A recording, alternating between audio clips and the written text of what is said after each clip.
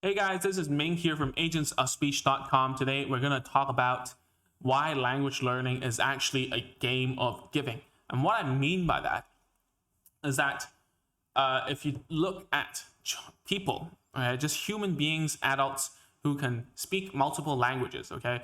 For myself, I can only speak two fluently. And if you look at people who are residing in Southeast Asia, especially in Malaysia, per se, they can speak around like three languages, okay?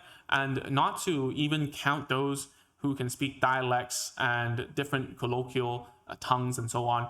I would say that there are loads of people who have vast language abilities, much better than me and you who's watching right now. And the reason for this is because of language exposure. I think that a lot of parents have this question in their hearts, is that if you have different languages at home, does it slow down the process or does it cause confusion in the child? The short answer is yes and also no, right? Because when children are delayed, especially language delayed, right, what it is that the whole thing of their ability to acquire language is delayed, is not working as well as it should. Therefore, no matter if it's one language or two or three, the whole thing will be delayed. Okay, it doesn't matter the amount of language, like how many languages you're teaching. It's about that at the base and root level that their language acquisition skills aren't good enough. So therefore, we need to, when we're teaching, we're giving therapy, we're teaching them language, we are dealing with the base set of skills. Okay, it might not look like that in the therapy room, it might look like that they're only playing, but at the theoretical side of it is that we're dealing with those base rocks, right? I'm gonna just put a link down below about an article I read from the New York Times talking about how language exposure actually helps the most with when you're first acquiring a language. So if you think about it, when we were young, okay, how did we learn so many different words, right? Did we have a lot of tests like we do right now in kindergarten? No. What happened was that we picked up a lot of words, and we pick up words here and there just by listening. And the same goes to children who are delayed. Okay. And I remember traveling to one place in Indonesia called Lombok, and I was talking to this guy who was driving us around. His English was very good.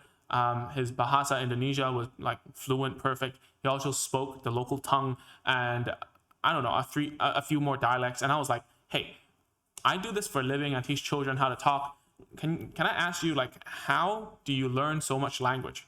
And then he said, language is a behavior. You need it to communicate. I was very curious. So I said, okay, so what do you mean by language is a behavior, right? Because I understand that the more exposure you have, the better you will be at that language, right? Because, it doesn't matter if you learn, I don't know, Japanese from a textbook over and over. If you don't use it in the real life, you'll get all the words wrong. It wouldn't be the correct way to say something unless you see someone's reaction or you hear people say the same thing that you learned. That guy, that particular dude, Indonesian guy, said language is a behavior because we need to keep on using it. It's like a habit, what he meant. So I understand that if we have a habit of like using a language that we're accustomed to, we never really deviate from it. So if you're from America, if you go to like New York, right?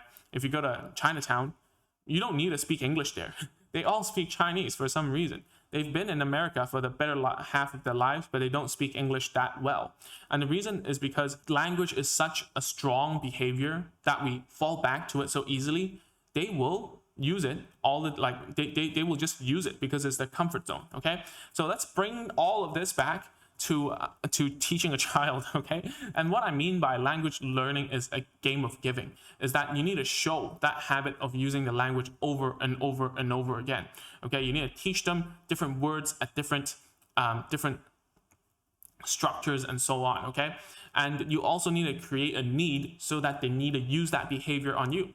All right, so there are two key points. Number one, talk enough with your child at their language level. You cannot talk too much, because if you think about it, language exposure, like, it needs to be at the correct level so that you can learn at an optimal rate. Let's say I was trying to learn Bahasa Indonesia. Would it make sense for me to watch a movie or to listen to a university lecture, right? Obviously, it's going to be a movie because there are subtitles and it's easy. Okay, so remember that when you're talking to your child and they are already delayed, do not speak in like full-fledged sentences if they don't even use words. Okay, you should only give them and model what you want them to use. Okay, once you give them and model what you want them to use by giving them over and over and over and talking and not asking for them to test them or whatever, the next step is to create a need.